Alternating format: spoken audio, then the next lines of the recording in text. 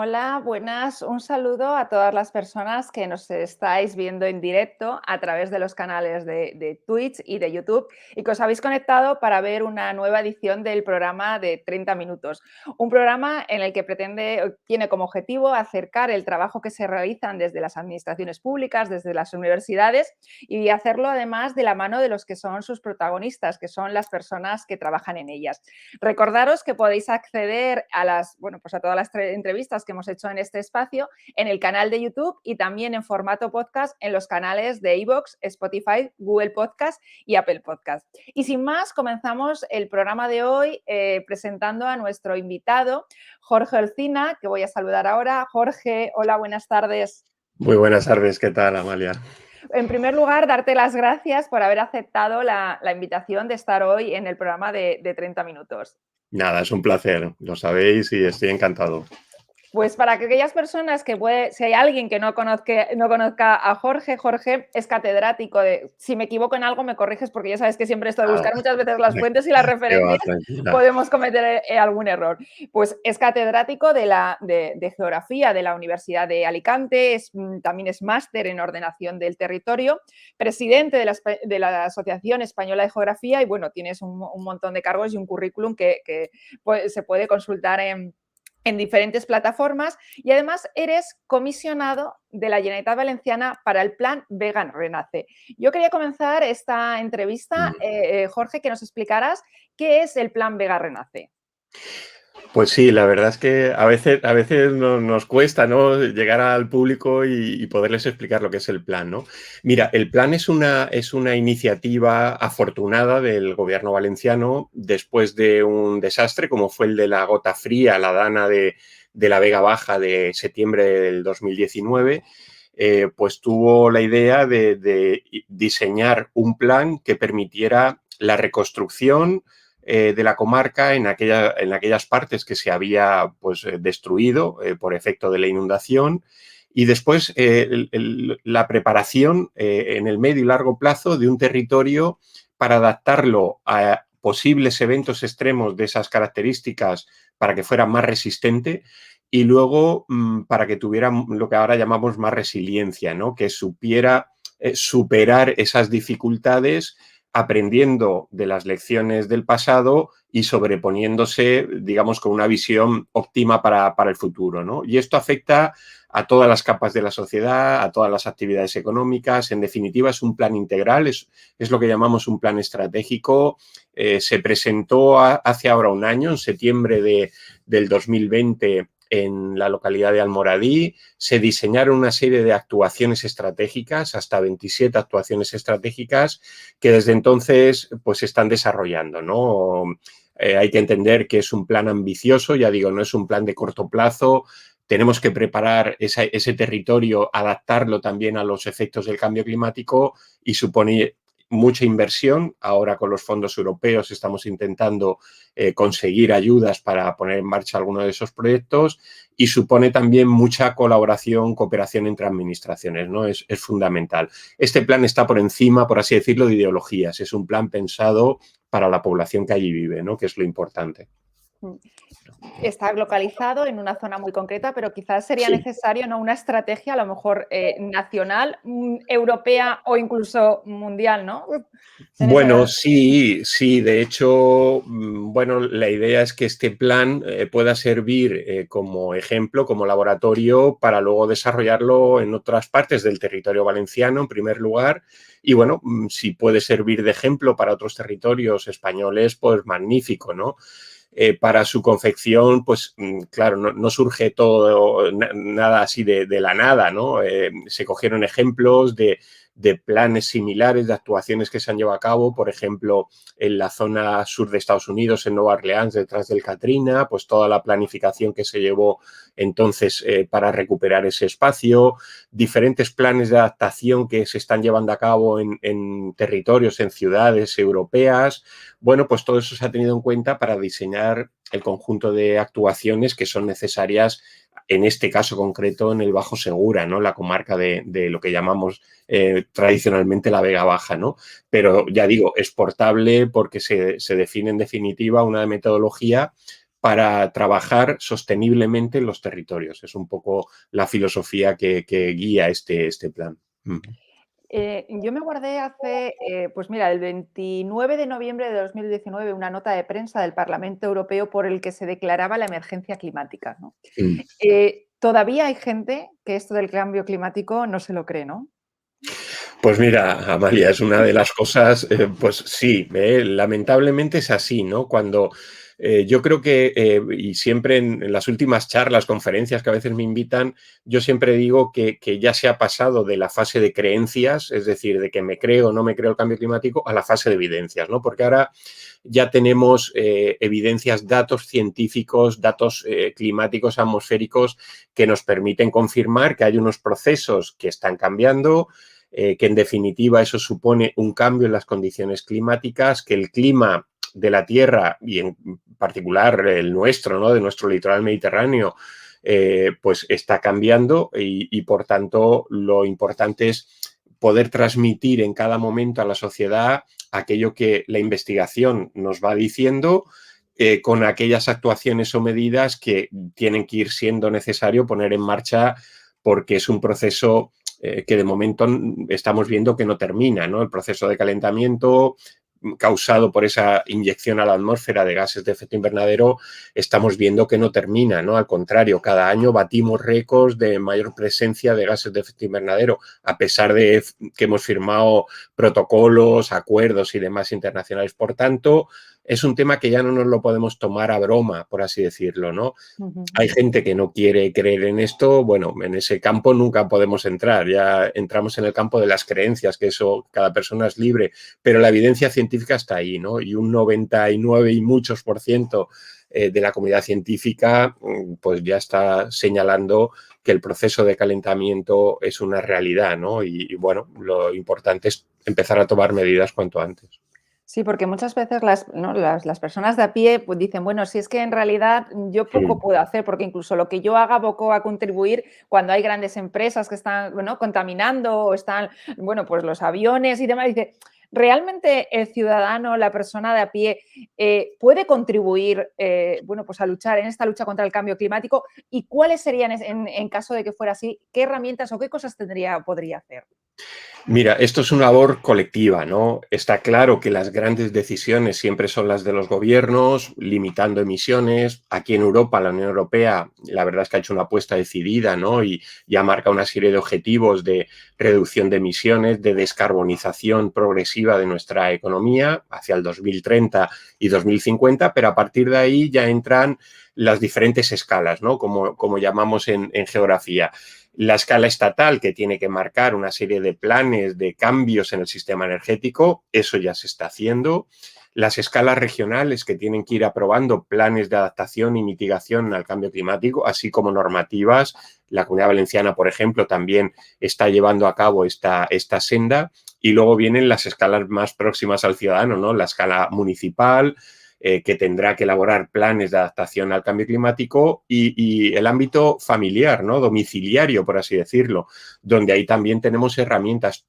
En definitiva, lo importante es ir sembrando esas pautas, esa semilla, podríamos decir, de que los recursos naturales en la Tierra tenemos que ser de una vez conscientes de que son finitos, que no podemos hacer cualquier uso indiscriminado de ellos, que tenemos que adaptarnos a unos límites que nos impone la naturaleza, en este caso la parte atmosférica del medio, y por tanto todo lo que hagamos en nuestro comportamiento diario de racionalidad en el consumo, en el gasto energético, en el gasto de agua, todo eso son buenas prácticas que en definitiva van calando a la sociedad, ¿no? Y luego el ciudadano tenemos una herramienta importante que es el voto, ¿no? Cada 4 años podemos decidir nuestros gobiernos a diferentes escalas y aquellos partidos que veamos que no quieren defender estas cosas, que no van a llevar a cabo políticas activas y demás, pues nosotros tenemos la posibilidad de decidir con nuestro voto una u otra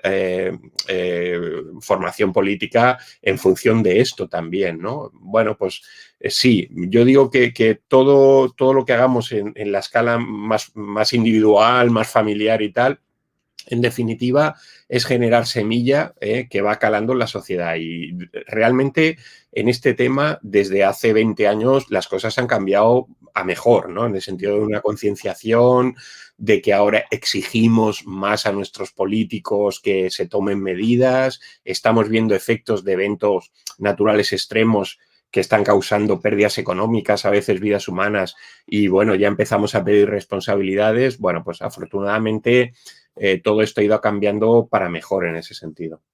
Quizás el problema que tiene el cambio climático es el componente económico, ¿no? O la vertiente económica, ¿no? Que en muchos Mm, casos supone un cambio en la forma de producir, en la forma bueno, pues de sí, consumir, y quizás ahí está esa, ¿no? Siempre esa dicotomía, y está ese problema de qué prima más, la economía, el medio ambiente, como no lo vemos cercano, que es algo claro. inminente. ¿Puede ser esta las causas o cómo influye Sí, este componente mira, en la vida? el cambio climático, lo que encierra en sí es que es lo que yo llamo un riesgo silencioso pero constante, ¿no? Es un proceso continuo que no se manifiesta de forma abrupta de un día a otro, de un año a otro, pero va manifestando fenómenos, procesos que, bueno, los datos, los análisis científicos ya van confirmando en fin, que esto no es lo que teníamos antes, que algo está cambiando y que, por tanto, tenemos que conocerlo bien para adaptarnos a esta nueva realidad. Y luego que en el fondo tomar medidas para mitigar o adaptar el cambio climático es apostar por la sostenibilidad, ¿no? La sostenibilidad ambiental, territorial y también la sostenibilidad económica. Esta cuesta más, ¿no? Porque digamos que lo barato es mantenerlos como hemos estado, ¿no? Consumiendo petróleo, carbón a trochimoche, lanzando emisiones, luego eso tiene efectos, contaminación. Eso es, digamos, la forma barata de entender nuestra relación con el medio, ¿no? Y nuestras prácticas económicas.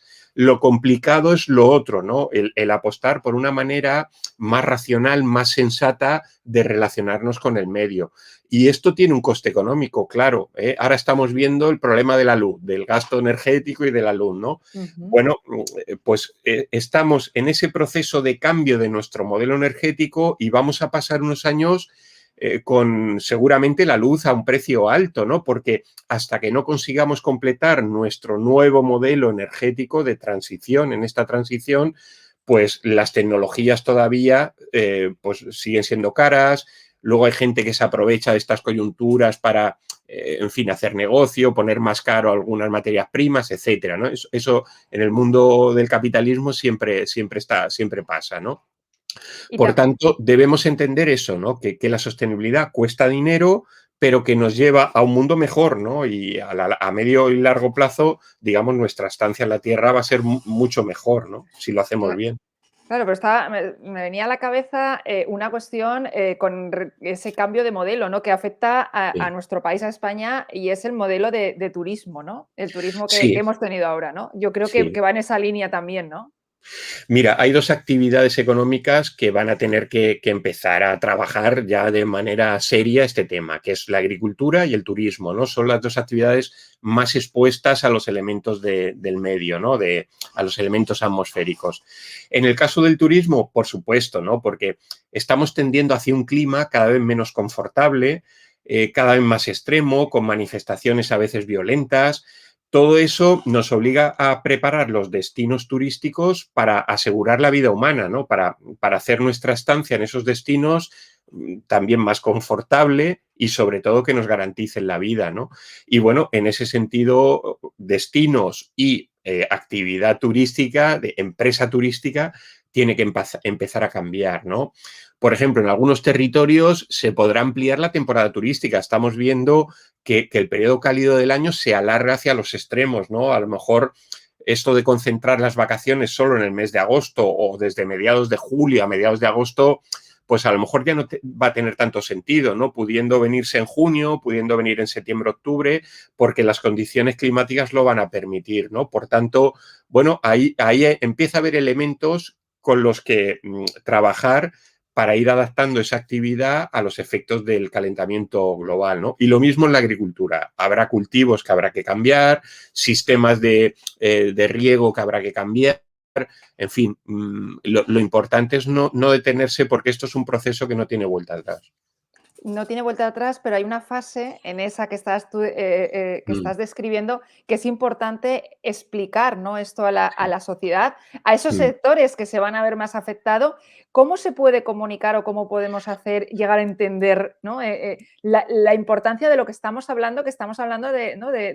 No lo sé si la sí. supervivencia de la especie es ser demasiado catastrofista o, o cómo se puede hacer esto, Jorge. Sí, en el fondo estamos hablando de planificar una estancia del ser humano en la Tierra, pues mucho más racional, podríamos decir más confortable, ¿no? Porque si no lo hacemos, los efectos van a ser peores, ¿no? En las próximas décadas.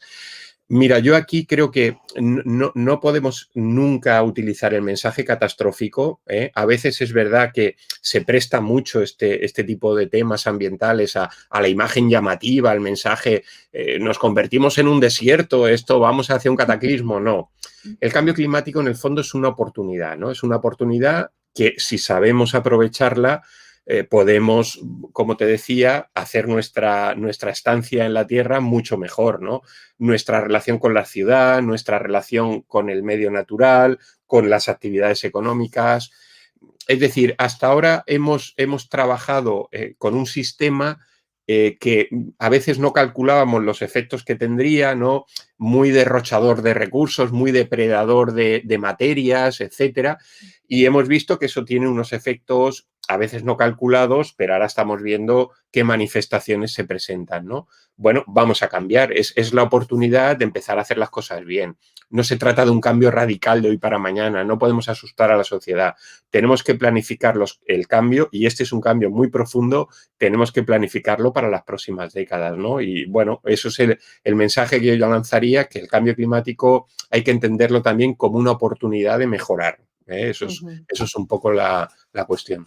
Y en esa, pues mira, en esa labor de concienciación, viendo los más pequeños incluso, casi están más concienciados que los mayores. O sea, con las campañas que se han hecho, porque yo les veo a los niños, a los Sí, pequeños, adolescentes, que están muy concienciados en aspectos, ¿no? Yo no sé si el mensaje o la imagen de Greta Thunberg les caló mucho, sí. pero puede ser que esas generaciones que vienen más pequeñas estén más concienciados ante estos que los más mayores. Sin duda, porque Ujú, ya desde pequeño están viviéndolo, ¿no? Y afortunadamente son mensajes que van calando en los sistemas educativos, ¿no? En muchos países del mundo. Ahora también lo va a ser en España.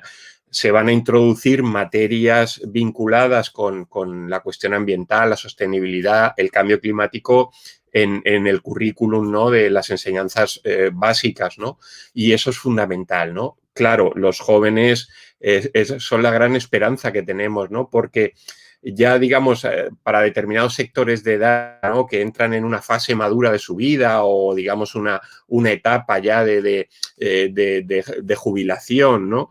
Bueno, pues ellos o incluso nosotros hemos vivido un tipo de relación de actividades económicas, de movimiento socioeconómico pues que era el que nos enseñaban, el que se transmitía de unas generaciones a otras, pero bueno, ahora nos hemos dado cuenta que esto dañaba nuestra tierra, dañaba los recursos y dañaba la atmósfera, ¿no? Y bueno, los jóvenes esto ya lo empiezan a ir teniendo claro, ¿no? Sí, sí, para mí son la gran esperanza que tenemos, ¿no? Porque ellos nos van a exigir que hagamos esos cambios. Afortunadamente tiene que ser así. ujú. Y cambiando de tercio, si hay una profesión que lleva unas semanas que está de moda, por desgracia, ¿no? Es la de geografía y la profesión de geógrafo, ¿no? Con todo lo que está pasando con el volcán, ¿no? Sí, ¿No? Hemos adquirido todos en 2, 3 semanas, hemos ampliado nuestro vocabulario, ¿no? Con lo que son la fajana, las coladas, los piroplastos, ¿no? Entonces, y, sí. ¿puede ser esta una oportunidad para la geografía, el que se le ponga en valor? Mira, no es Por porque yo desgracia, sea pues, geógrafo, sí. ¿no? Pero yo pienso que la geografía es una de las grandes ciencias del siglo XXI, ¿no? Ujú, Porque tenemos, por así decirlo, la responsabilidad de favorecer los procesos de sostenibilidad desde la geografía, de prepararnos o adaptar la Tierra, sus regiones, sus territorios al cambio climático y de llevar a cabo pues, esa labor de recopilación de datos, de tratamiento de datos, de cartografía de esos datos, que es fundamental para un mundo globalizado, ¿no? Localizar los procesos, ¿no? Bueno, esa triple misión es la que tiene la geografía en el siglo XXI, ¿no? Quizás pues la sociedad sigue teniendo la idea de que la geografía pues, es eso que nos decían de localizar, de los ríos, las montañas, que sí, esa es una parte importante de la geografía, ¿no? Pero va mucho más allá, ¿no? Es la ciencia de la sostenibilidad ambiental y territorial, es la ciencia de la cartografía, porque nuestro lenguaje es el mapa y es el que tenemos que transmitir a la sociedad, y es la ciencia de la adaptación al cambio climático, que va a ser el gran tema del siglo XXI, ¿no? Ujú. Y tú que eres profesor, estás en la universidad, bueno, eres catedrático, estás en la Universidad de Alicante, además también fuiste decano de la Facultad Sí, de Filosofía y Letras, que sí, me ha llamado me ha llamado sí. la atención. Para aquellas personas, aquella gente que está estudiando geografía, ¿es una buena carrera con salidas? Que siempre preguntan, ¿no? Comentas que sí porque va a ser en los próximos tiempos, pero ¿cómo está ahora en la universidad, bueno, estos estudios? Danos una visión tú que estás desde dentro y lo conoces. Sí, mira, hubo reformas de planes de estudio, la última, llamada de Bolonia, ¿no? Donde se adaptaron las titulaciones a los nuevos grados y máster.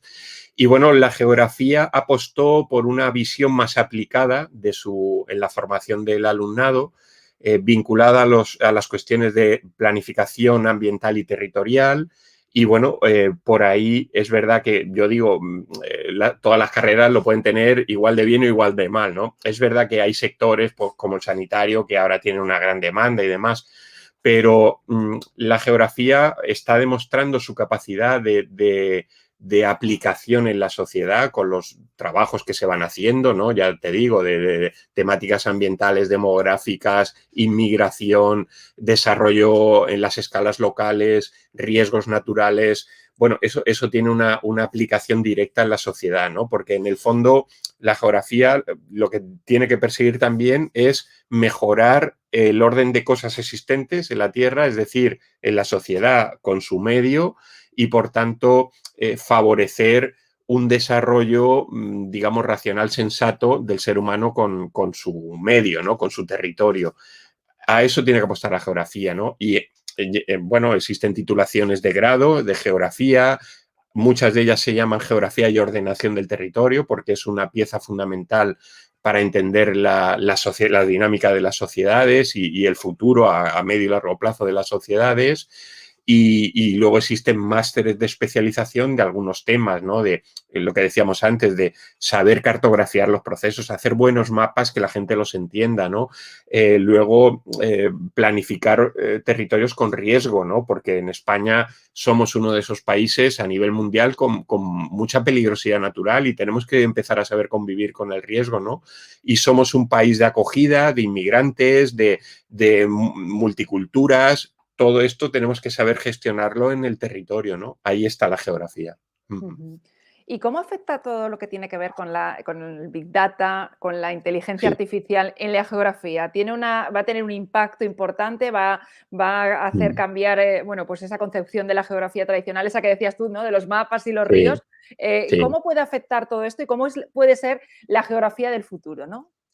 Pues mira, es la geografía, efectivamente, ¿no? Ahí se abre un campo tremendo, ¿no? De hecho, ya se están desarrollando aplicaciones concretas para el caso de las cartografías, ¿no? Cartografías que tienen que ser dinámicas, que no pueden ser estáticas, como hasta ahora hemos entendido, nos daban el atlas y con ese atlas pasábamos una década con el mismo atlas, no. Ahora, la dinámica de las sociedades es muy, muy rápida, ¿no? Y los procesos naturales también, como estamos viendo, especialmente los climáticos, tenemos que ir adaptando constantemente. Ahí el tratamiento de datos, las cuestiones de inteligencia artificial están favoreciendo y lo van a hacer mucho más en el futuro a la geografía, ¿no? Necesitamos, y se está trabajando, herramientas para alertar a la sociedad, a una población, en caso de que venga un peligro, una inundación, un terremoto, y saber pues por dónde tengo que evacuarlos para evitar zonas que sean peligrosas para su vida. bueno, todo eso nos lo da el tratamiento de datos y procesos que ahora se empiezan a aplicar de inteligencia artificial, ¿no? Por tanto, sí, la geografía es una de esas disciplinas que con mayor motivo tiene que acoger y está acogiendo pues todas estas nuevas herramientas que se presentan, ¿no? Porque es necesario. La geografía es dinámica, es movimiento, es relación entre personas, relación con el medio, y esto siempre es dinámico. ¿Y cómo afectan los nuevos canales de comunicación, no? Porque como hablabas de las Mm, situaciones de emergencia, de crisis, de, bueno, pues ahora sí sí. estamos todos pendientes, ¿no? Pero ¿cómo afecta toda esa comunicación en el tema de, ¿no? de la geografía? Esos Pues canales, sí. sí, pues mira, es fundamental. Bueno, toda la sociedad lo ha vivido con la puesta en marcha de redes sociales, nuevos canales y demás, ¿no? En geografía también, ¿no? Cada vez hay pues un interés mayor por estas cuestiones geográficas. Lo hemos visto pues en las inundaciones que tuvimos hace unas semanas, ¿no? En zonas del litoral mediterráneo. Lo hemos visto ahora con la erupción de La Palma. La gente quiere información al minuto, información veraz, que tenga base científica, ¿no? Y ahí está la labor que podemos hacer desde las disciplinas científicas, ¿no? No dejarnos guiar bueno, porque de esto también hay mucho en las redes, ¿no? Noticias falsas o bulos que van corriendo y tal, ¿no? Sino ofrecer evidencias y verdades que vienen de investigaciones científicas, a veces se llevan desarrollando durante años, pero pues se ponen, digamos, a la palestra con ocasión de este tipo de fenómenos tan impactantes, ¿no? Y para eso son necesarias las redes sociales, ¿no? Siempre trabajando desde la verdad de los datos, la verdad de la evidencia científica, eso es fundamental. Y la constante comunicación a la sociedad. Para mí hay una pieza fundamental que debemos hacer desde las universidades, pero también desde los profesionales que se dedican por ejemplo, de la geografía, a la planificación del territorio, es la comunicación constante con la sociedad, ¿no? Todo aquello que vayamos trabajando, investigando, modelizando, tenemos que ir mostrándolo de la manera más sencilla posible. A veces es complicado, pero hay que intentarlo de la manera más sencilla posible a la sociedad. Y para eso los nuevos canales de comunicación son fundamentales, sí. Porque ahora mismo para poder informarse sobre cuestiones, yo no sé, como lo desconozco, te lo pregunto, alguien que quiera saber sobre temas de geografía, ¿a qué fuentes puede una persona que esté escuchándonos, que como yo, por ejemplo, yo quiero estar bien documentada, ¿qué fuentes hay, no? Para poder Sí, dirigirme.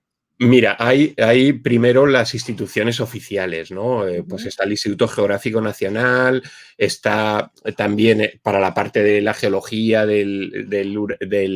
erupción de La Palma, el Instituto Geológico y Minero de España. Es decir, tenemos los organismos oficiales. Luego están los colegios profesionales o asociaciones temáticas, la Asociación Nuestra de Geografía, el Colegio de Geógrafos de España, ¿no? Ahí vamos a encontrar, la sociedad puede encontrar información, recursos didácticos, cartografías, mapas, noticias, documentos muy interesantes, ¿no? Y luego está la labor personal que hacen personas, ¿no? Que cada uno puede hacer a través de sus redes, de sus blogs. En geografía hay muchos, pues vinculados con los mapas, vinculados también con los procesos de riesgo natural.